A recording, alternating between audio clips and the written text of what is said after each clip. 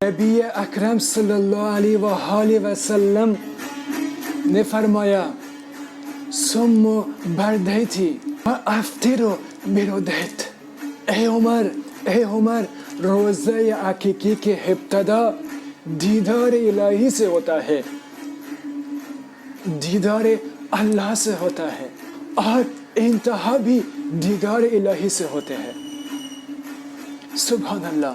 پھر ارشاد نبی اکرم صلی اللہ علیہ وآلہ وسلم ہے للصیام فرحتان وفرحۃ عند الافطار وفرحۃ عند لقاء ربہ.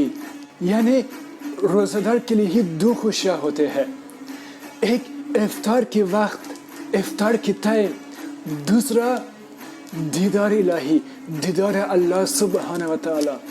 پھر رسول اکرم صلی اللہ علیہ وآلہ وسلم نے فرمایا ہم لوگ کے روزے میں پہلے روزے ہے پھر افطار، یعنی عقیقی روزے میں پہلے افطار ہے اور آخر روزہ، آخر میں روزہ ہے. دیکھو مجذوب الہی جو سالک خدا میں پہنچ گیا ہے وہ ہمیشہ روزہ دار رہتے ہیں، وہ ہمیشہ روزہ میں ہے، کسی بھی وقت ان کا افطار نہیں ہوتا، کیونکہ روزہ عقیقی میں کبھی بھی شرط نہیں ہے کبھی روزہ رکھو کبھی افطار کرو، کیونکہ وہ ہمیشہ روزہ دار رہتے ہیں. سبحان اللہ. پھر حضرت محمد مصطفیٰ صلی اللہ علیہ وآلہ وسلم نے فرمایا کہ روزہ عقیقی کا تعریف یہی ہے کہ انسان اپنے دل تمام دینی اور دنیا کے خواہشات سے بند رکھے، کیونکہ دینی کی خواہشات مثلا عور و بہشت، جنت کی عوروں کی طلب، جنت کی طلب، یہ ہوتے ہیں دینی کی خواہشات. یعنی یہ دینی کی خواہشات کی وجہ سے اللہ کے قرب میں پہنچنے کے لیے راستے میں رکاوٹ آتے ہیں. اللہ اور انسان کے بیچ میں حجاب پردہ ہوتا ہے، اس پردے سے انسان اللہ کے قرب میں نہیں پہنچ سکتے ہیں. جب یہ حجاب ظلمانی جب اس کا انسان ختم کر دیتے ہیں اس کے بعد انسان اللہ کے قرب میں پہنچ سکتے ہیں. اور دوسرے یہ روزہ عقیقی یہی ہوتے ہیں جو ہم روزہ رکھتے ہیں، روزہ عقیقی ہونی چاہیے کہ ہم اللہ کے قرب میں پہنچ سکیں.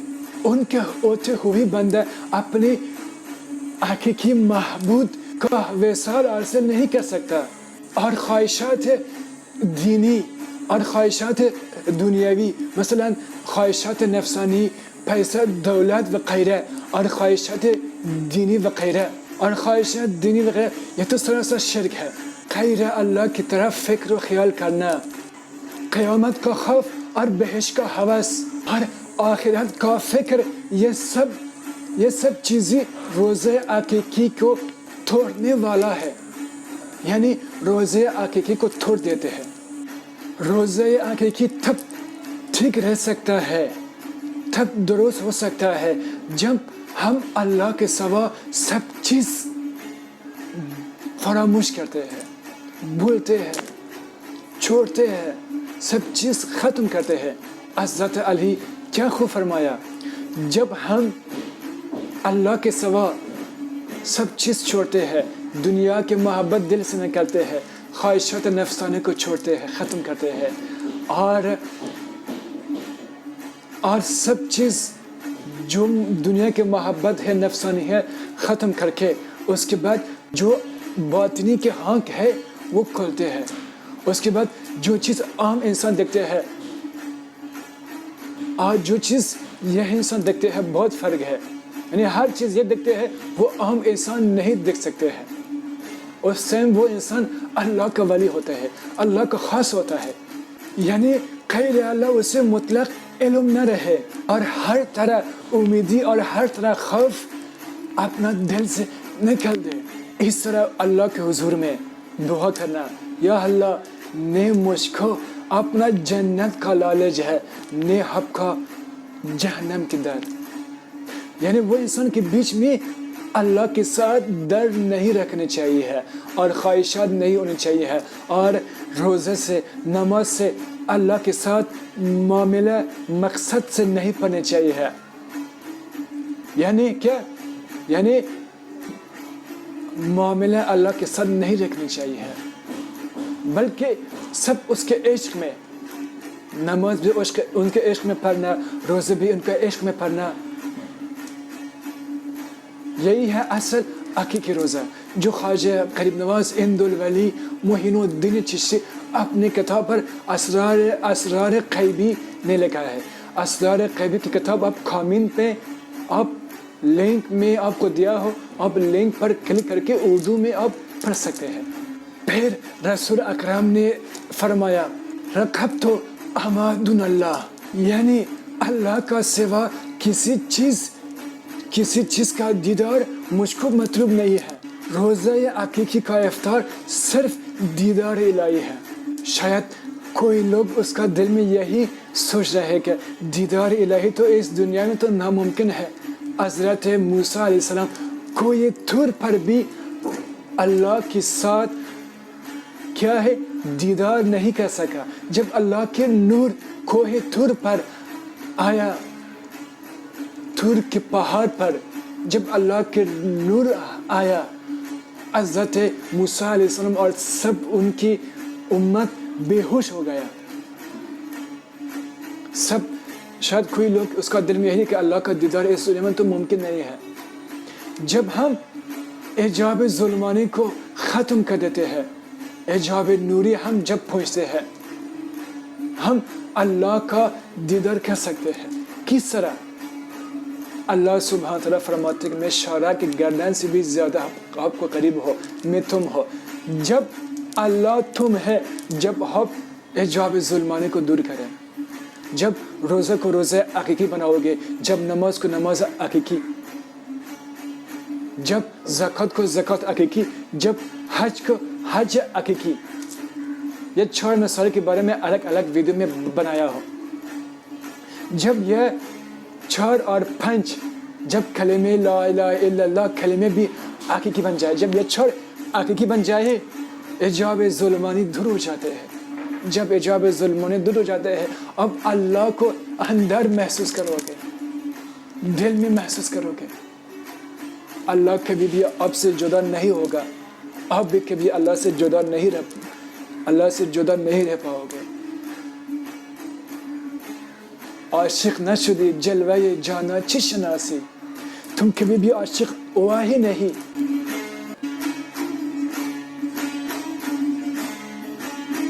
جانان کے جلوہ کو کیسے پہچانیں گے؟ تا سر نہ دہی ہمت مردان چی شناسی، جب تک سر نہ دو گے تو کیسے مردوں کا ہمت کو فیل کرو گے، سمجھ پاؤ گے. عابد شدی، واحد شدی، ظاہر شدی، لیکن صوفی نہ شدی مشرب رندان چی شناسی.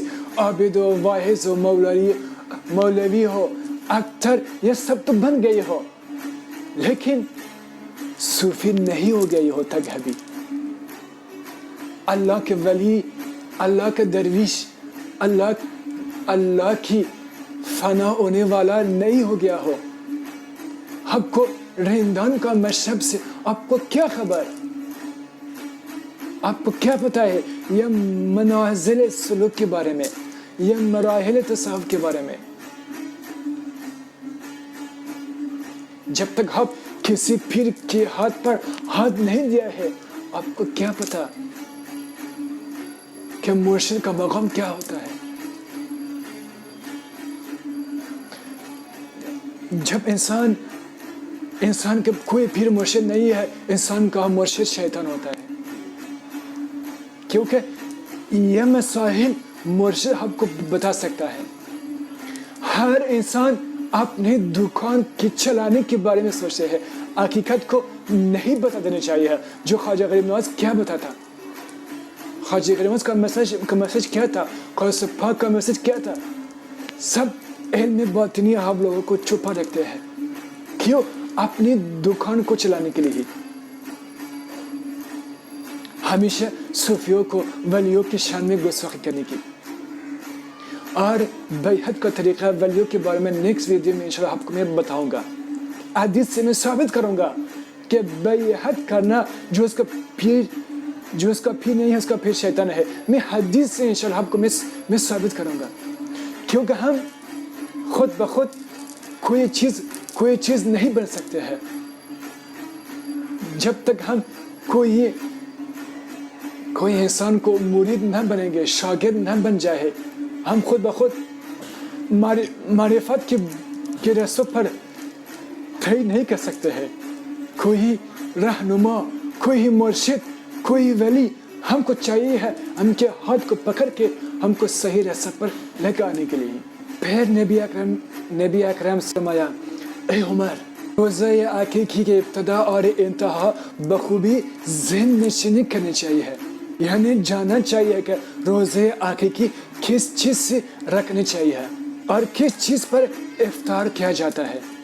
روزہ عقیقی کی ابتدا یہی ہے کہ انسان پہلے زیادہ سے زیادہ معرفت الہی حاصل کرے, قرب الہی حاصل کر لے.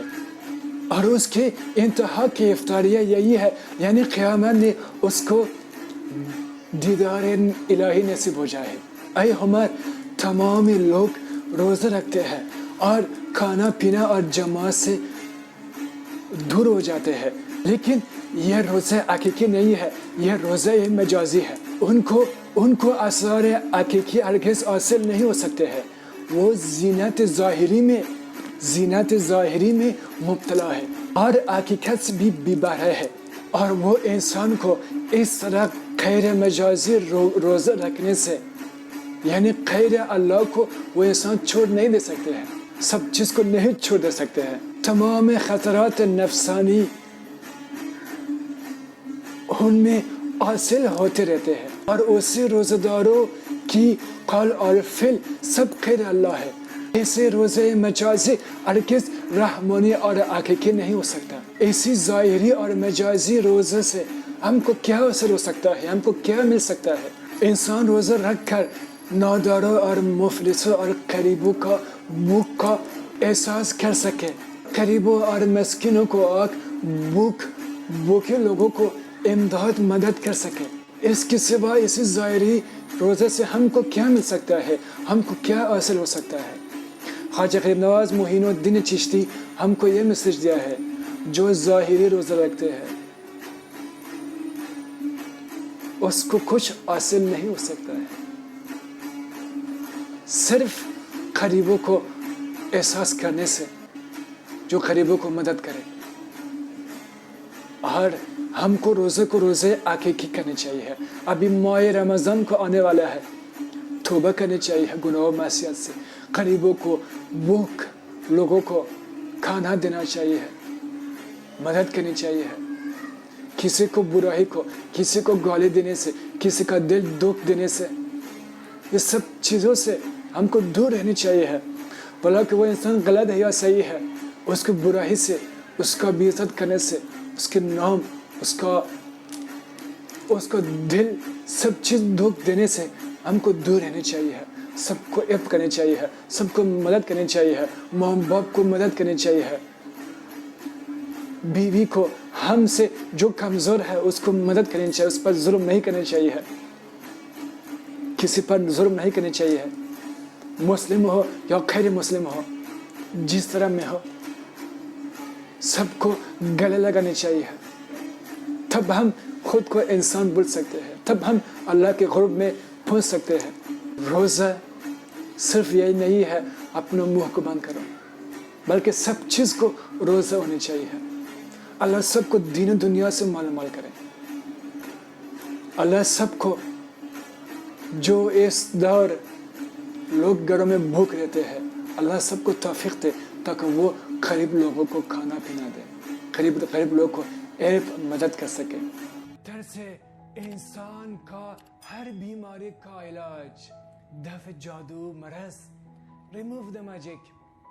اللہ کے ولی حضرت شمس الدین تبریزی نے فرمایا, یہ حضرت جو ہے خواجہ غریب نواز رحمۃ اللہ علیہ کے پردادا پیر کی اولادوں میں سے ہیں, اور جیسا خواجہ غریب نواز کے پیر و مرشد خواجہ عثمان ہاروانی اور ان کے پیر و مرشد حضرت شریف زندانی اور ان کے پیر و مرشد خواجہ ابو مودود چشتی رحمۃ اللہ علیہ کی اولاد اور امام حسین علیہ السلام کی اولادوں میں آپ کا نسب ہے. اور سرکار کا پورا نام جو ہے حضرت خواجہ ظریف چشتی سرکار. اور ہندوستان کے خاص میں یہ بتاؤں گا کہ ہندوستان کی سرزمین کے لیے یہ باعث برکت ہے. کیا وہ چشت گھرانے کے پہلے بزرگ خواجہ غریب نواز کا فیض ہندوستان میں جاری و ساری ہے آج بھی, اور ایسی ہی وہ چشت گھرانے کے پھر بزرگ ہمیں عطا ہوئے, اور ہمیں پھر یہ سمجھو کہ حضور نبی کریم صلی اللہ علیہ وسلم کی طرف سے ہی دوسرے بزرگ ہمیں عطا کیے گئے. تو حضرت خواجہ ظریف چشتی ہمارے ہندوستان میں آپ کی آمد ہوئی اور ہم ہندوستان کے اور بھاگ جگ گئے ہیں, اور قسمت بلند ہو گئی ہے کہ دوسرے خانوادہ رسول کے فرد ہمارے ہندوستان کے اندر آئے ہوئے اور قدم مبارک ان کے لگے ہوئے ہیں, اور ہم گناہگاروں کی تقدیر سنور گئی.